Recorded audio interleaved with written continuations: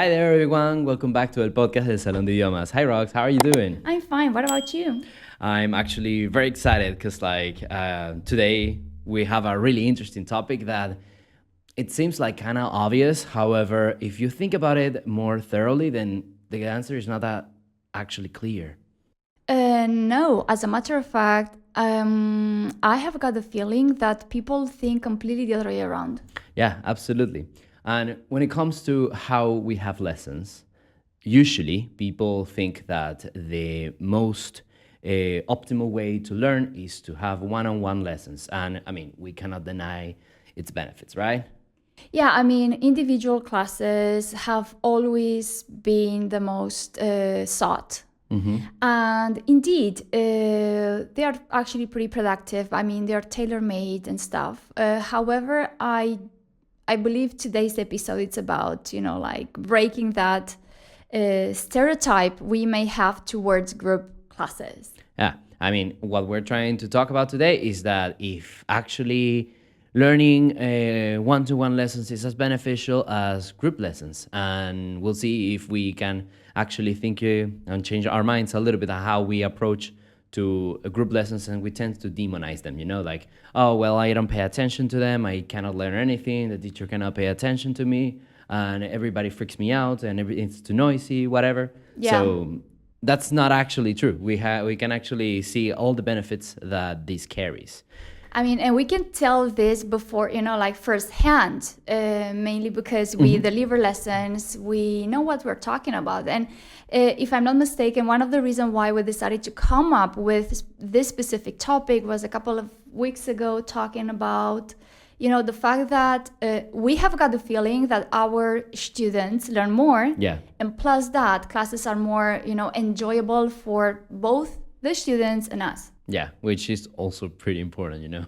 I have to admit, I hope that this is not a whole can of worms, but anyhow, I prefer group lessons. I mean, come on, if you, as an instructor, if you are motivated, that makes your classes delivery even better. Because in the end, like the mood that you set is going to be the mood that the rest of the people in the group will grasp and eventually would go along with. Yeah.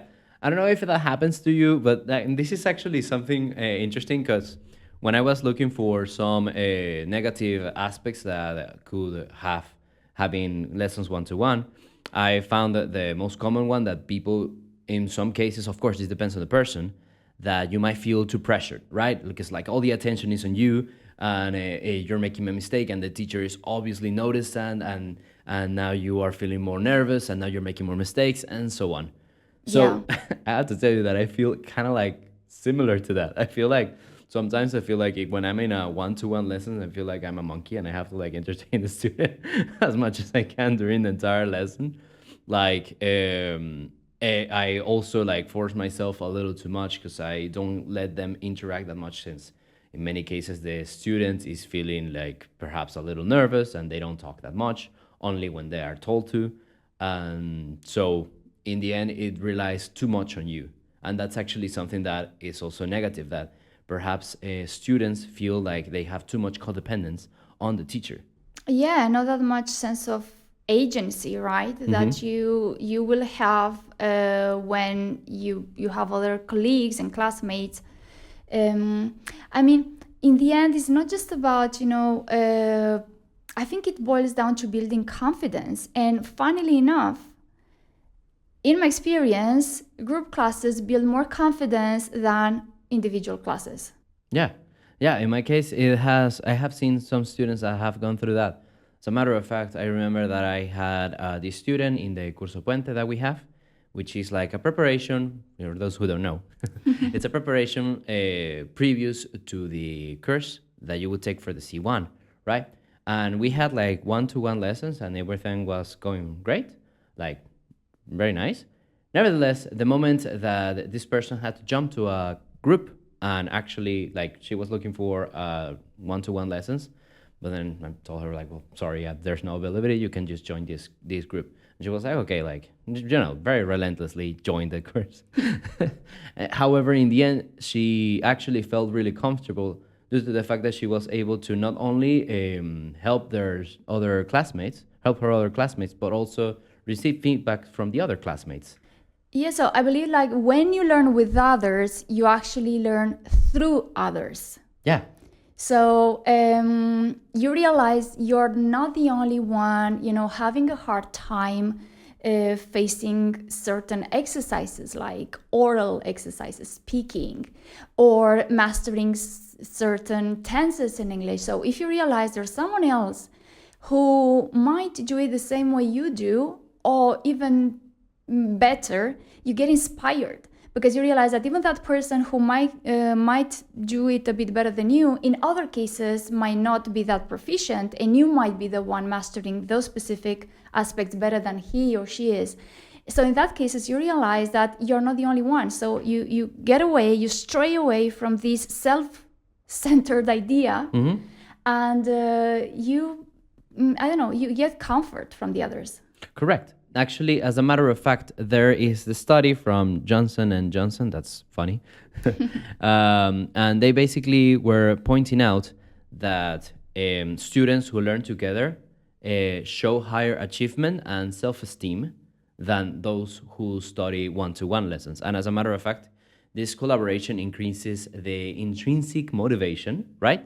That helps students take more responsibility, right? And for their learning. Like, they actually can see as their other classmates are struggling or thriving, and they would be more conscious of perhaps like, okay, so now perhaps I need to practice all these parts. Okay, I'm doing well here, so perhaps I can give them a hand on here.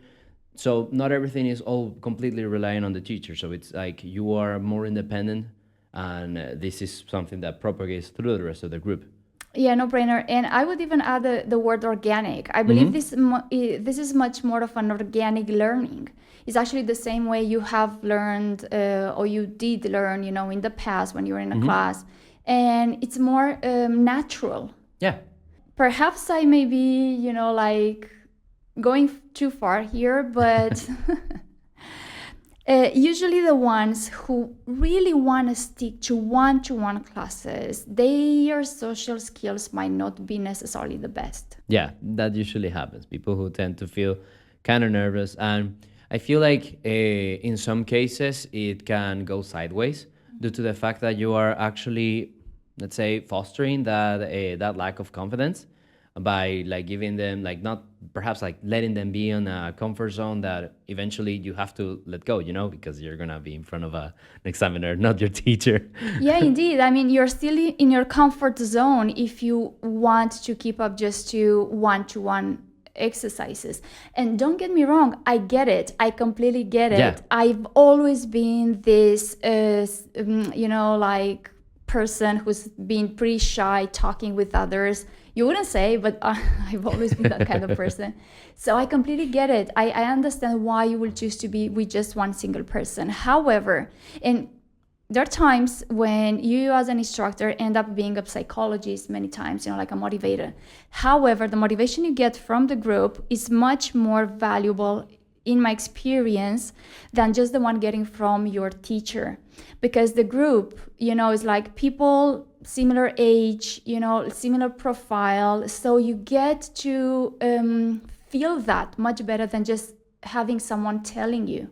Correct. From perhaps like a different position telling you, it's like, okay, if you say so. But if you realize that people your profile, your peers tell you that, it gets to your heart better. Yeah. And in the end, it's like if you put it into practice, for instance, if you have a student that doesn't really understand how to use, I don't know, present perfect, then you have the other one that is somewhat, maybe a little bit like more confident with that. Of course, not 100%. However, they tell them like, okay, what I understand from present perfect is that you have to use the verb to have. And that itself is giving both students a help, since not only are you receiving your little feedback and your little correction to know what you have to do, but you're also seeing that you are capable of understanding if you see that the other student is understanding, due to the fact that in many cases, students feel like it's completely impossible to grasp all the information that the teacher is telling them, so it's like, oh my God, you're the teacher. Of course you know this. It's impossible for me to know this. Yeah. So they see the other student thriving in that case. Then you say, okay, actually, if they are doing that, I can also do that. And the person that is providing the feedback is reinforcing their knowledge and being aware of, okay, so yeah, I do know that I have to use the verb to have.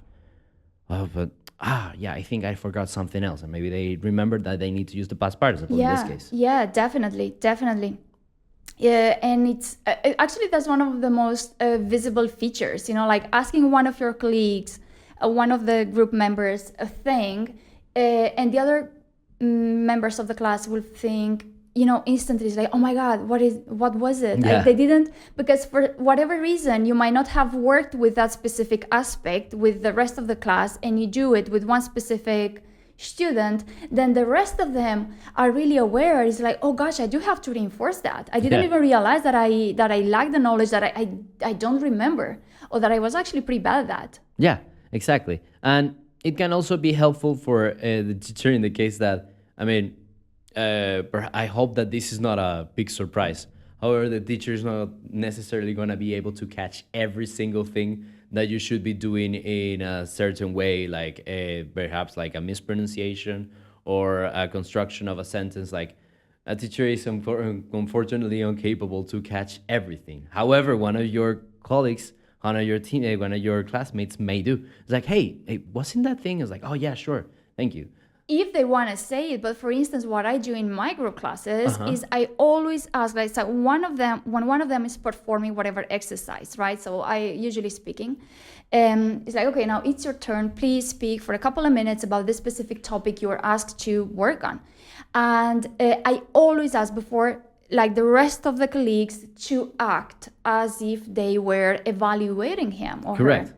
And they not only do they have to pay attention, but also they have to provide feedback at the end.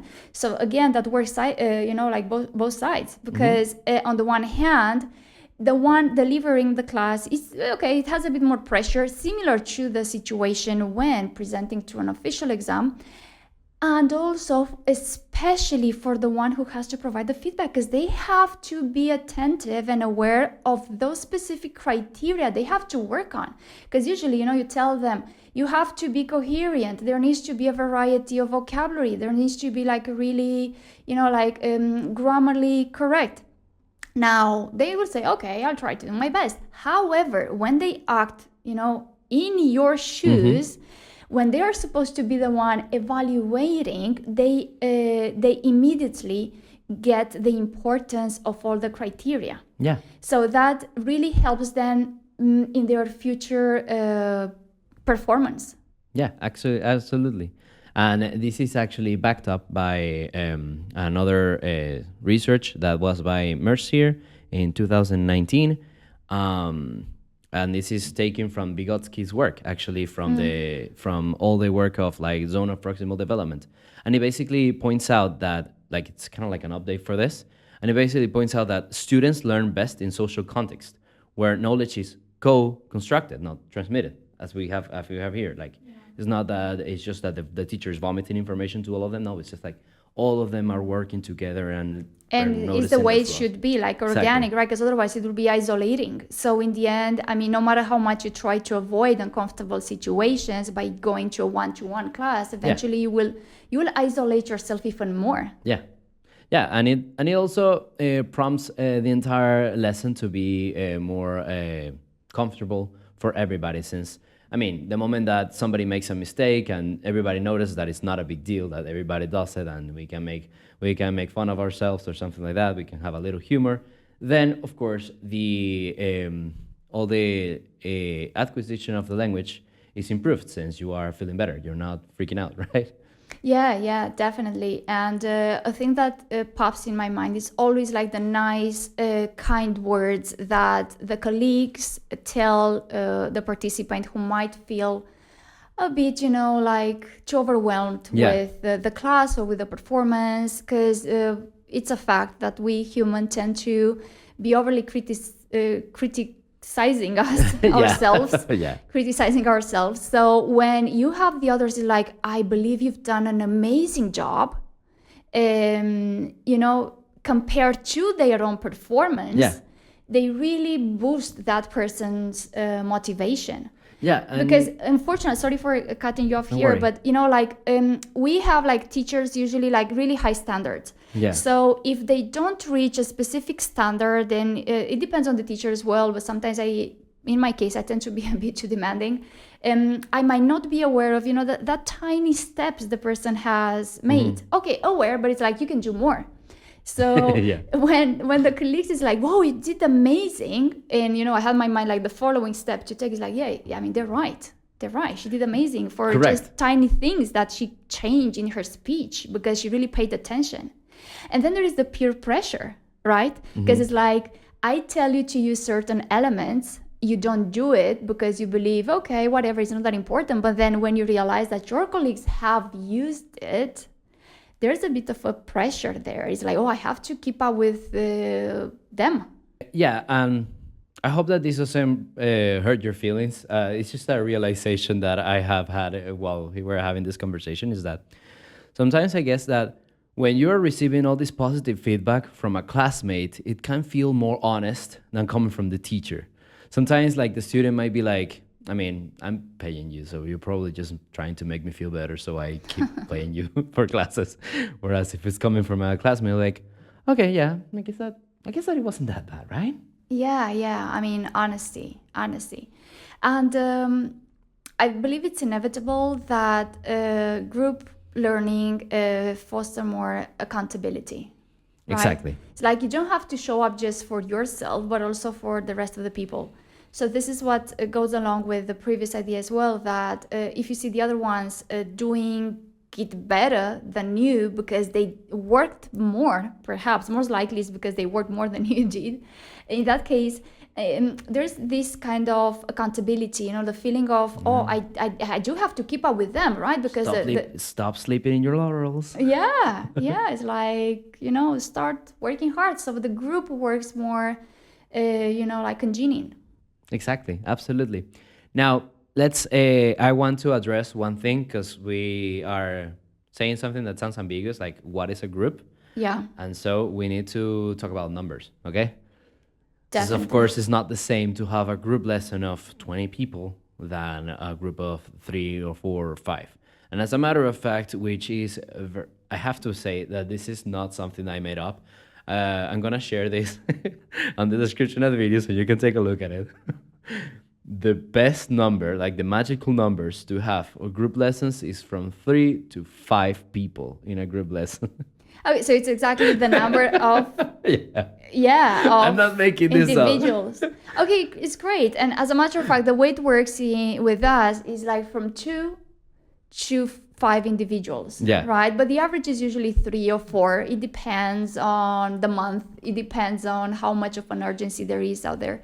However, I think that's the best number. And we came up with this top of, like not more than 5 individuals, because for us as instructors it would be already too challenging to make sure that the dynamics is equally distributed among the students. Yeah, which is, of course, going to become next to impossible if you have a group of 15 people. If you're considering that this is a language lesson and I need you to practice your speaking, I need you to see if you are actually getting the information in real time. It's not something that you can just take home and then practice and it's over. Like, I need you to see it exactly in the moment, right? So that's exactly what it comes to time management as well as personal interaction that we have. Of course, let's clarify this over and over again. This, of course, depends on each person. There are some people who work wonderfully on one-to-one lessons. That also depends a little bit on how the rapport that you build with the teacher. Like, sometimes these as individuals, as people, they get along extremely well and they work perfectly fine. It has been my case in some cases. Like, I have had one-to-one lessons that have been perfect in every single aspect.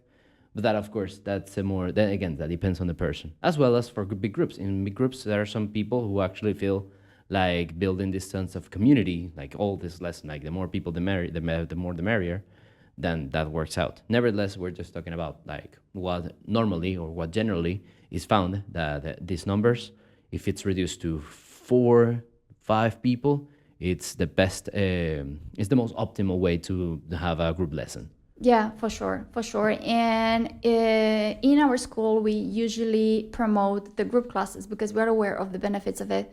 Plus, it's more economic, so in the end, it's better for for the students as well. Not just in terms of having a pretty comprehensive learning process, but also in terms of money. And then we usually recommend one-to-one to those specific people who already have a pretty high level. They just want, just important aspect to be worked on, not necessarily like a holistic thing, but just important, like specifics. And or once they have finished a group class and they again want to focus on mainly specific things, again one-to-one would be pretty recommendable. Yeah, I mean, if you want to go down to business, then you can just simply go to like the minimum amount of one-to-one lessons, so you can get the idea of, for instance, I don't know, like what the goal is. Most of our cases is for a test, so you get what the structure of the test is like, you know what you have to do, and then you pretty much already rely a lot on your own information, your own knowledge, which is sufficient. However, if you are more in like a little bit more lost, or I don't know, that you need a little bit more of interaction and perhaps that you want to build up confidence, then even if it sounds actually counterintuitive, group lessons are more suited for you. Yeah, for sure. And there you go. And there you go. So yeah, I would like to love what you think about this. If you still prefer one-to-one lessons, or if you have always been a group lesson team, or whatever your thoughts are. If there's something that perhaps you think that is beneficial about one-to-one lessons or group lessons that we haven't mentioned, we'd love to hear it in the comments. So yeah, I think that's it for today. Yeah, we can call it a day. Yeah, and see you on the next one. Thank you so much, and don't forget to subscribe and like the video. Okay, bye guys. Bye.